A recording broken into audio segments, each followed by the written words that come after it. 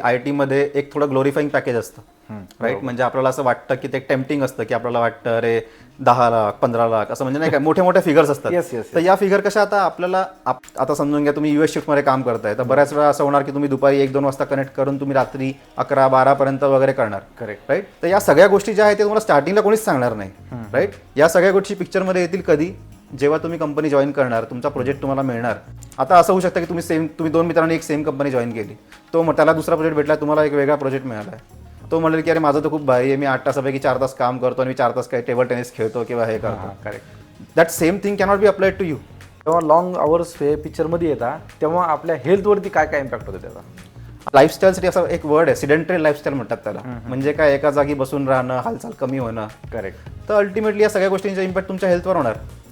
काचेची बिल्डिंग दिसते बाहेरून, राईट. आता तसंच मग काचेची दिसते बिल्डिंग, AC आहे आपला सुरू, मस्त तुम्ही बसून काम करताय रे, काय टेन्शन नाही, चेअर पण तुमची भारी असते बसायला, एकदम असे स्ट्रेचेबल वगैरे. लोकांना सगळं हे दिसतं. पण हे जे अलॉंग विथ दिस तुमचे हेल्थ इश्यूज येत आहेत ते कोणालाच माहित नाही. कोणाला आली किंवा रिलीज आलं तर आपण असं नाही बोलू शकत किंवा मला काही फॅमिली प्रॉब्लेम आहे, मला स्ट्रेस आहे किंवा काय. एक्झॅक्टली. आपल्याला तिथं 100% परफॉर्मन्स करणं. एक्झॅक्टली. तुम्ही आम्हाला ऑफिसला बोलवताय, राईट. आणि ऑफिसला येताना म्हणजे आपल्या मनात ऑलरेडी काही भरपूर गोष्टी चालू असतात की मला आज ऑफिसला हे करायचंय किंवा घरी हे करायचंय. आणि अल्टिमेटली आपण त्या ट्रॅफिकमध्ये जाताना ते एक वेगळ्या प्रकारचं स्ट्रेस असं वाटतं मला आपल्या ॲडिशन होतं. असे खूप सारे लोक आहेत की ते सॅलरी स्टार्ट झाली की लगेच लोन घेतात आणि ते आय थिंक त्या लोनच्या जाळ्यात अडकतात. आजकाल अरेंज मॅरेजमध्ये असं झालेलं आहे. दुसरा मुद्दा आहे थोडा, पण तरी पण अरेंज मॅरेजमध्ये असं झालेलं आहे की बाबा मला पुण्यात जॉब करणारा जर मुलगा आहे तर त्याचं स्वतःचं घर असलं पाहिजे, राईट. त्याच्यामुळे अल्टिमेट गोल प्रत्येक मुलाचा असं वाटतं मला की एक घर घेणं. पॅकेज वगैरे भरपूर आहे पण मॅक्झिमम जे टॅक्स पेअर आहेत ते IT वालेच आहे. बरोबर. त्याचं काय I call them as white collar people. कारण आपल्याला बाहेर असं दाखवायला काहीच नाही, आपले पैसे आपण लपवू शकत नाही.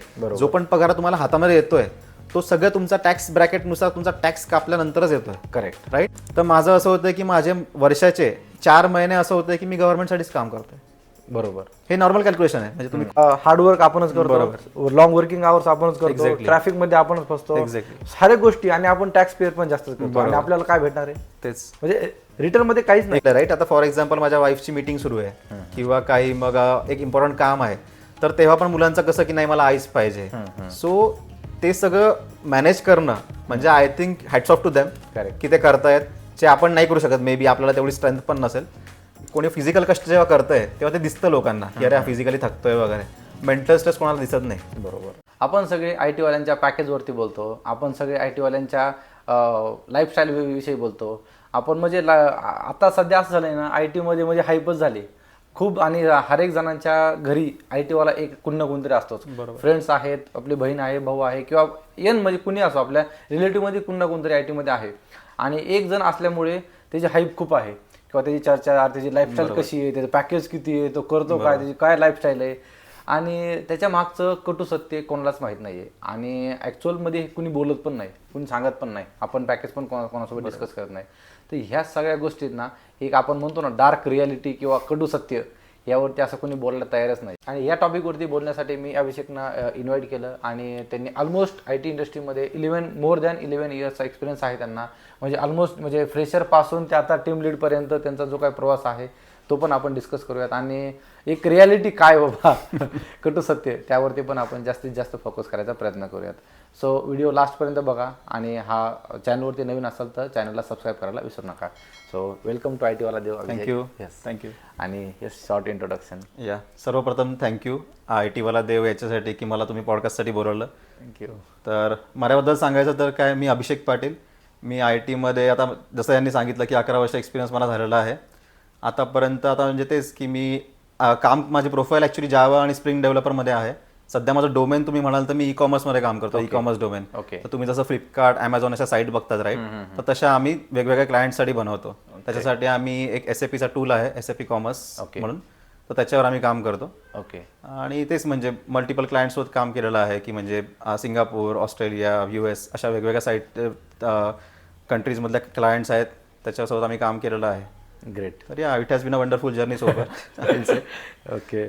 सो येस, हा ॲक्च्युली पॉडकास्ट हा टेक्निकल नाही होणार आहे. सो आपण बघूयात की आपण टेक्निकल पण त्यांच्यासाठी त्यांच्याकडून एक पॉडकास्ट घेऊयात. बट येस, आज आपण जे टॉपिक आहे आपला की बाबा डार्क रियालिटी किंवा कटू सत्य आपल्या आय टीवाल्यांच्या पाठीमागचं. बरोबर. तर माझा म्हणजे हा क्वेश्चन आहे की पॅकेजबद्दल खूप जण बोलतं की आय टीमध्ये तुम्हाला खूप पॅकेज आहे किंवा काय आहे, तर तुमचं मत काय पॅकेजवरती? मी तुम्हाला एक सांगेल की आता जसं बाकीच्या इंडस्ट्रीजबद्दल तुम्ही विचार कराल तर डेफिनेटली आय टीमध्ये एक थोडं ग्लोरिफाईंग पॅकेज असतं, राईट. म्हणजे आपल्याला असं वाटतं की ते टेम्पटिंग असतं की आपल्याला वाटतं अरे 10 लाख 15 लाख असं, म्हणजे नाही काय मोठे मोठे फिगर्स असतात. Yes, yes, तर या फिगर कशा आता आपल्याला आपण प्रत्येक जण म्हणजे आय टीमध्ये मला असं वाटतं काम करणारे लोक एक 90% जनता तरी मला असं वाटतं छोट्या गावातलीच असेल. बरोबर. म्हणजे आपण छोट्या गावात मोठ्या गावात येतो, Correct. इंजिनिअरिंग करतो, मग जॉब मिळवतो. बरोबर. तर ह्या सगळ्या फिगर्स आपल्याला कशा एकदम मोठ्या वाटतात, राईट, एकदम ग्लोरिफाईंग वाटतं. करेक्ट. तर ते स्टार्टिंगला आपल्याला जेव्हा ते पॅकेज मिळतं, जेव्हा आपल्याला ऑफर लेटर मिळतं, तेव्हा आपण म्हणा किंवा आपले नातेवाईक म्हणा यांना एकदम असा आनंद होतो, अरे 15 लाखाचं पॅकेज. करेक्ट. पण आता इथेच बोलायचं झालं तर पहिली गोष्ट कशी, ते 15 लाख जे तुम्हाला लिहिलेलं राहील दॅट इज CTC, बरोबर, राईट. Cost company. आपल्याला कसं एक गैरसमज कसा आहे लोकांच्या नातेवाईकांमध्ये वगैरे की एक गावामध्ये आता फॉर एक्झाम्पल की 15 लाख तुम्हाला आज मिळाले तर 15/12 करणार आणि एवढा महिन्याचा पगार आहे बाबा, म्हणजे माझ्या मुलाला 1,30,000 वगैरे पगार आहे असं सगळं सांगणार. करेक्ट. पण ऍट द एंड आपल्याला माहिती आहे की आपल्याला जे ती पहिली सॅलरी स्लिप येते तेव्हा किंवा सॅलरी स्लिप म्हणायच्या आधी पण आपला जेव्हा पगार येतो बँकेमध्ये तेव्हा आपल्याला कळतं की अरे एवढे पैसे कुठे गेले. करेक्ट. राईट. तर मग ते तिथूनच एक सुरुवात होते आपल्याला की कळायला लागतं की अरे 15 लाख जे आपल्याला दिसत होतं ते ऍक्च्युअली कुठे येत आहे, म्हणजे काय फिगर आपल्या हातात येते आणि कुठे आपलं सगळं जात आहे गणित, ते तिथे कळतं. तर आता कसं होणार, जसं तुम्हाला मी बोललो की समजून घ्या 15 लाखाचं तुम्हाला एक कटिंग वगैरे करून येणार. आता कॉस्ट टू कंपनी म्हणजे बेसिकली काय ते आहे तुमच्यासाठीच पैसे, राईट. आता कंपनी कसं काही काही गोष्टी करते की तुमचा इन्शुरन्स झाला, तुमचा PF झाला, नंतर तुमचा इन्कम टॅक्स कट होईल, तुमचा काही प्रोफेशन टॅक्स कट होईल. तर या सगळ्या गोष्टी कट झाल्यानंतर ती पैसे आपल्याला मिळतात. करेक्ट. ठीक आहे. तर असं नाही की डेफिनेटली तो तुमचे म्हणजे कंपनी काही त्याच्यामध्ये पैसे तुमच्याकडनं हिरावून घेते असं काही नाही. इट इज जस्ट दॅट की तुमच्याकडे इन हँड सॅलरी आपली जी म्हणतो that is way much different than your CTC. Correct. तर हा एक छोटा मुद्दा याच्यामध्ये आहे. हां, ह्याच्यामध्ये अजून एक आहे किंवा तुमचं पॅकेज तर सगळेजण बोलतात की यार नाही पॅकेज खूप जास्त आहे, जसं तुम्ही नंबर डिफाईन केले, नंबर वगैरे आहे. बट ह्या मागचं जो लॉंग वर्किंग आवर्स आहेत ते कसं आहे, म्हणजे लॉंग वर्किंग आवर्सवरती कोण बोलतं का ना, आपले मॅनेजर कोण म्हणजे फोकस करत किंवा ना आपले बाकीचे तर नातेवाईक वगैरे तिथं सोडाच. लॉंग वर्किंग आवर्सवर तुमचं काय मत? आता हे बघा, लॉंग वर्किंग आवर्स म्हणजे कसं की आता इनडायरेक्टली आता आपण जेव्हा कंपनी आपल्याकडे येणार, समजून घ्या तुम्ही गेले कंपनीमध्ये वगैरे, स्टार्टिंगला कोणीच बोलणार नाही की लॉंग वर्किंग आवर्स वगैरे असणार आमच्याकडे. एव्हरीवन विल से, HR वगैरे जेव्हा बोलणार तेव्हा म्हणणार की नाही आमच्याकडे आम्ही 8 वर्क लाईफ बॅलन्स वगैरे प्रत्येक जण बोलतं, work life balance. Correct. Right.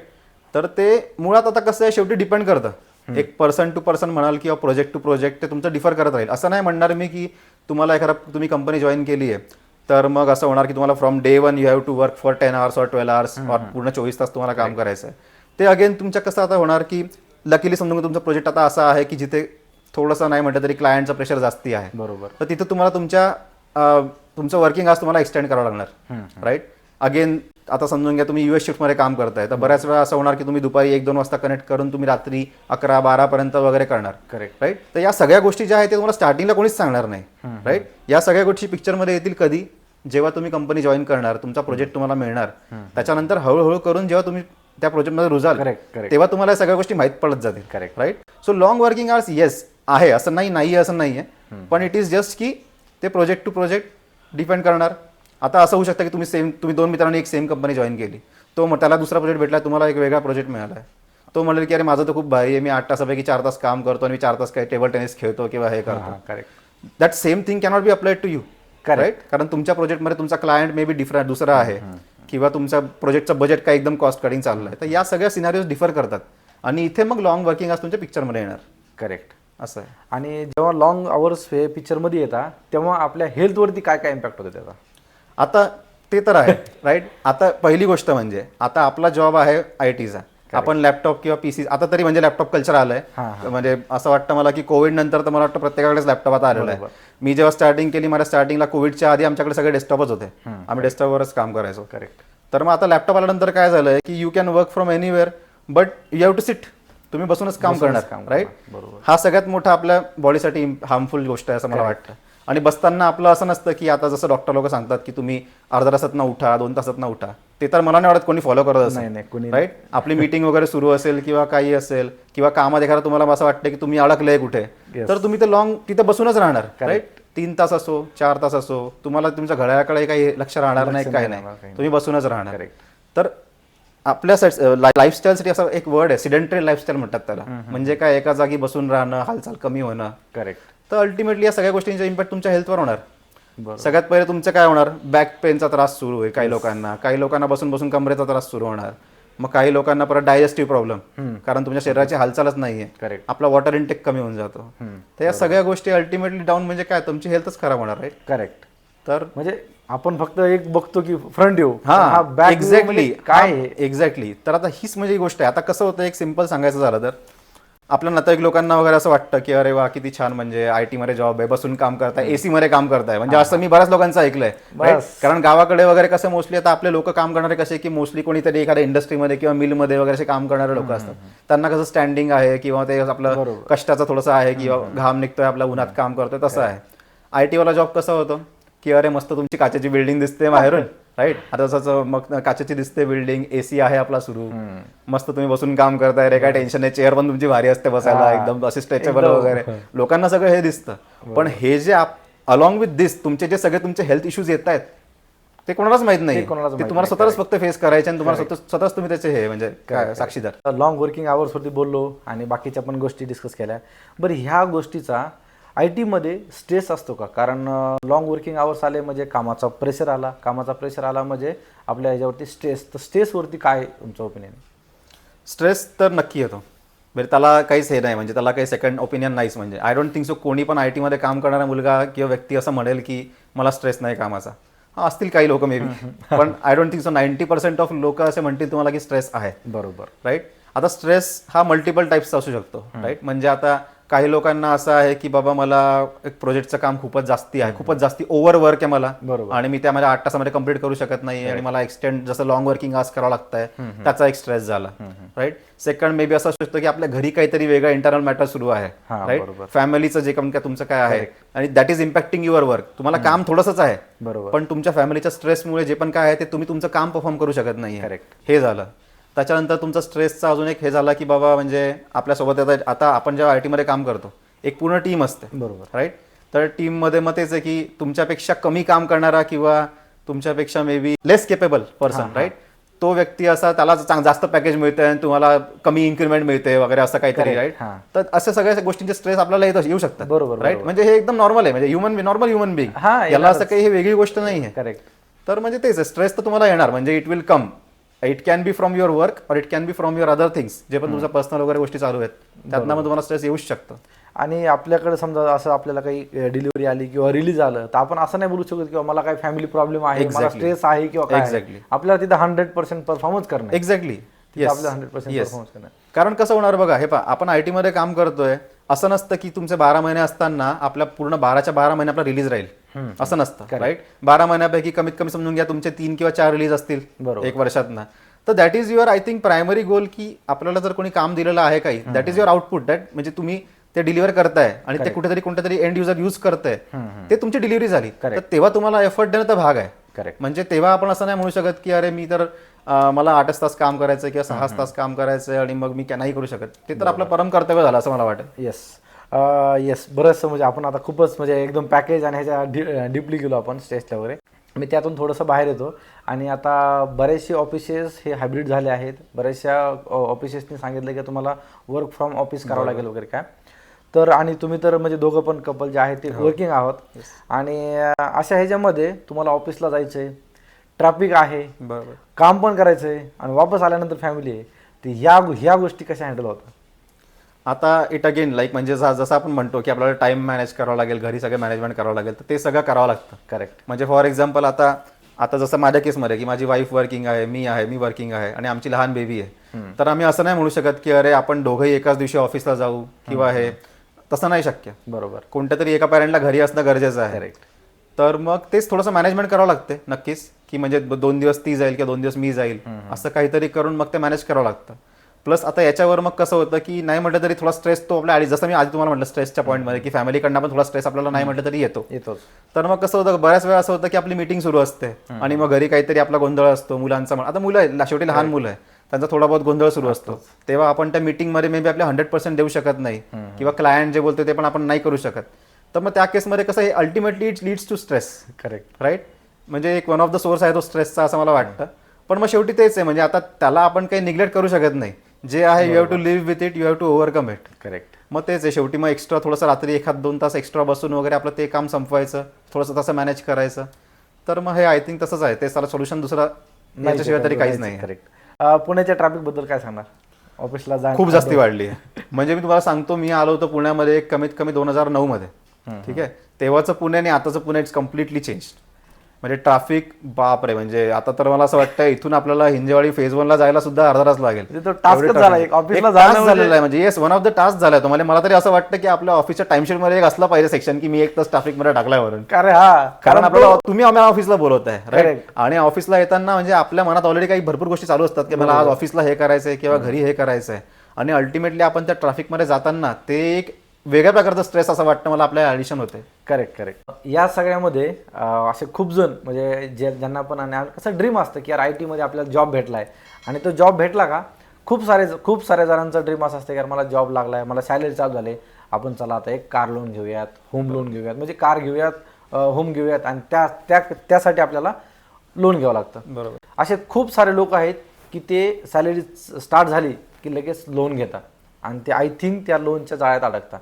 तर त्याच्यावरती तुमचं काय ओपिनियन? आता कसं होणार, एक म्हणजे आता आपला पगार चालू होतो राईट. पगार सुरू झाला की आपलं कसं आता प्रत्येक एक मला असं वाटतं मिडल क्लास किंवा कोणत्याही क्लासचं असं काही त्याला क्लासचं काही हे नाही वैशिष्ट्य नाही.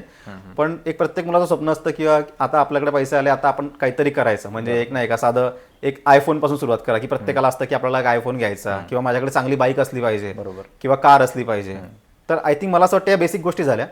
आणि या सगळ्यांच्या वर मग येतं सगळ्यात मेजर जाळा मला असं वाटतं ते म्हणजे घराचं. बरोबर. कारण एक असं वाटतं एक प्रत्येक आजकाल अरेंज मॅरेजमध्ये असं झालेलं आहे. दुसरा मुद्दा आहे थोडा, पण तरी पण अरेंज मॅरेजमध्ये असं झालेलं आहे की बाबा मला पुण्यात जॉब करणारा जर मुलगा आहे तर त्याचं स्वतःचं घर असलं पाहिजे राईट. त्याच्यामुळे अल्टिमेट गोल प्रत्येक मुलाचा असं वाटतं मला की एक घर घेणं आहे. ते मे बी आपण इमिजिएटली नाही करत एका वर्षामध्ये जॉब लागल्यानंतर, पण लॉंग टर्म ॲटलीस्ट 4-5 वर्षामध्ये प्रत्येकाचा एक माइंडसेट असतो की मला एक घर घ्यायचं आहे. करेक्ट. आणि प्रत्येकाकडे तेवढा पैसा नसतो की डायरेक्टच आपण जाऊन फुल कॅशमध्ये पैसे घर घेणार, आपण लोनच घेणार. करेक्ट. तर मग हा लोनचा जाळा तर आपल्या समोर आहेच. इट इज जस्ट दॅट की हाऊ यू आर म्हणजे ट्रीटिंग इट आणि तुम्ही तुमच्या स्वतःच्या गरजा कशा एक लिमिट त्याला एक लिमिट आणताय. करेक्ट. ते एक मॅटर करतं. कारण मीच जर समजून घ्या आता गेल्या जर म्हटलं की मला पहिला पगार आला मी डायरेक्ट आयफोन घेतो, तर मग लोन घेणार त्याच्यासाठी तुम्ही, तुमचा पगार तिकडे कट होणार.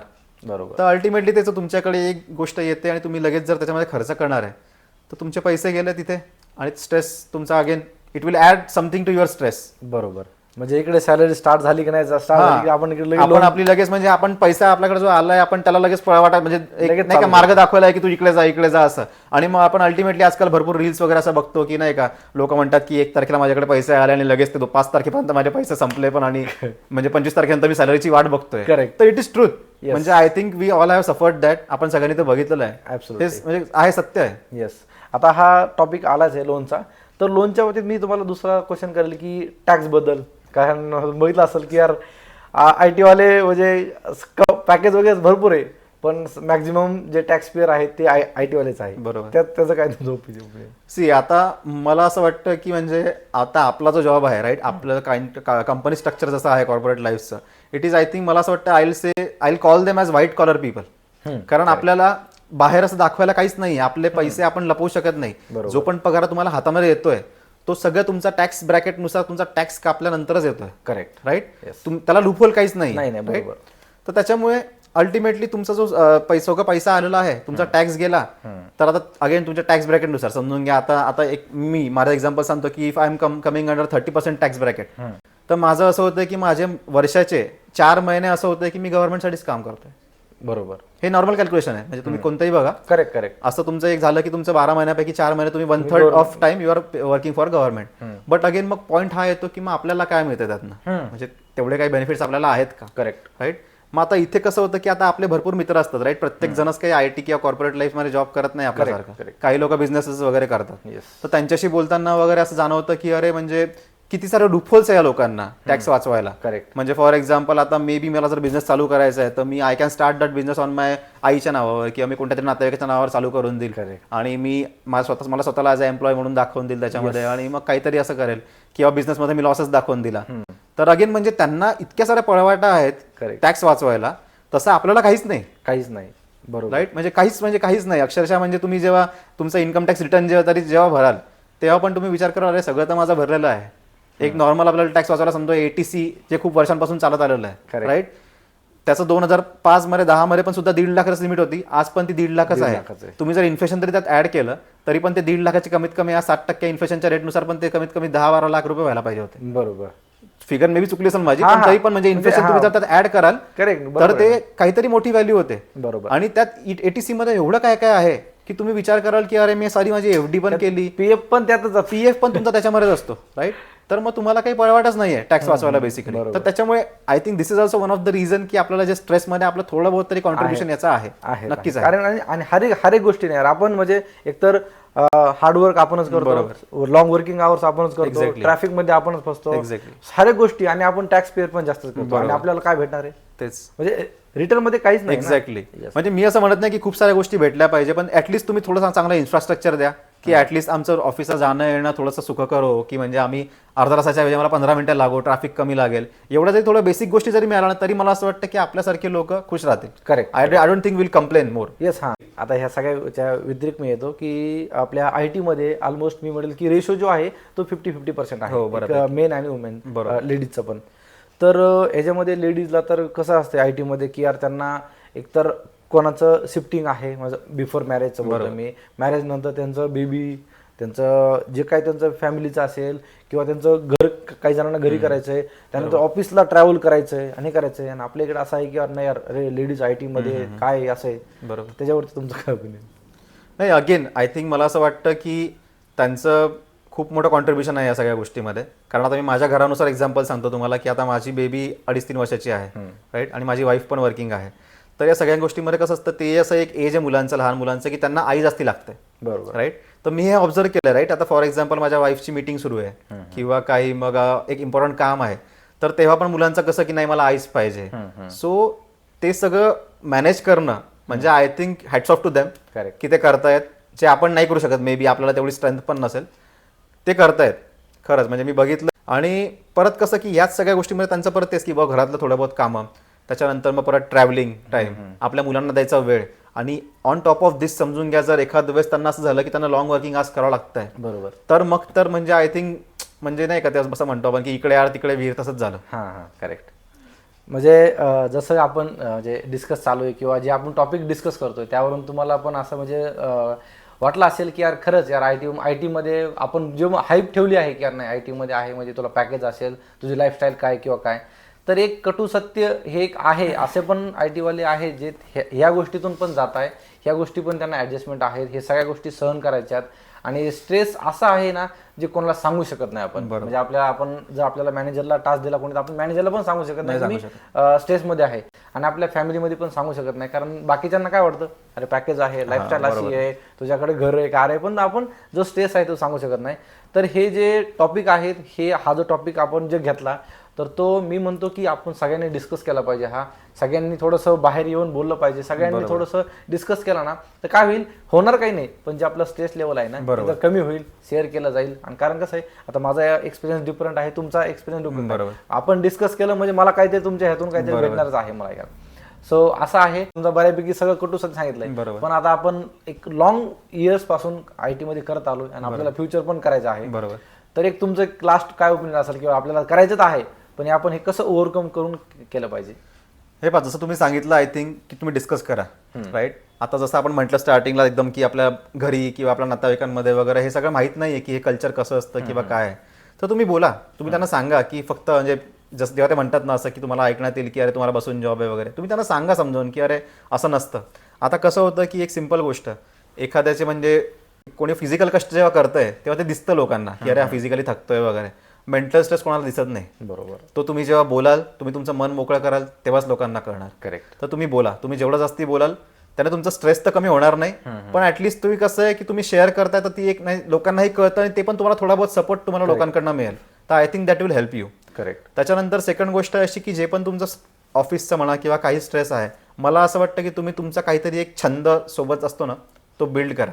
की जसं फॉर एक्झाम्पल आता पुण्यामध्ये भरपूर कल्चर बघितलं असेल तुम्ही की लोक बॅडमिंटनचे इतके ग्रुप झालेले आहेत, लोक बॅडमिंटन खेळायला जातात किंवा काहीतरी जिम करतात, कोणी रनिंगला जातं, कोणी रनिंगचे क्लब जॉईन करतं.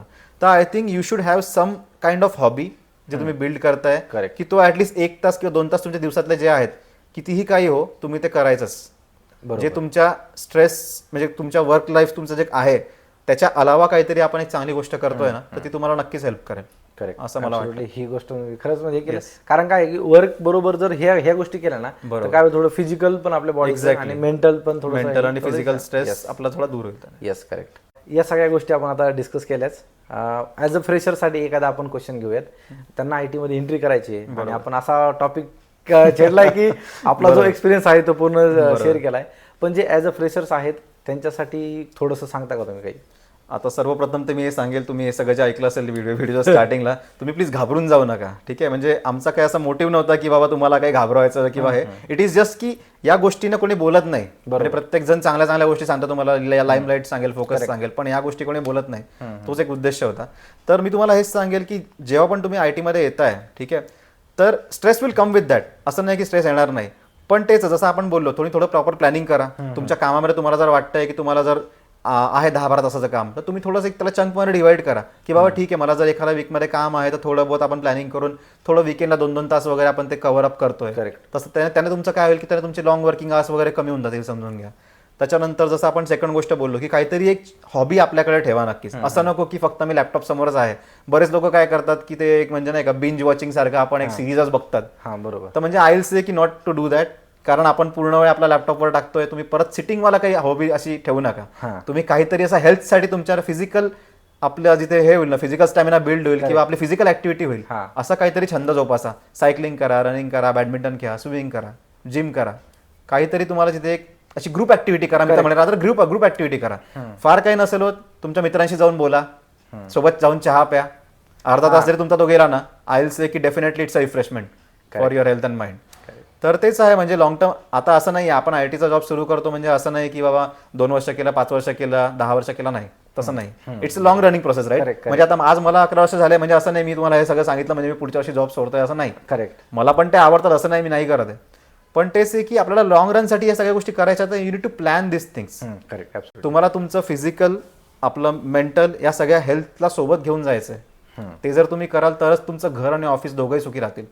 राईट. खरंच ही गोष्ट एकदम चांगली केली.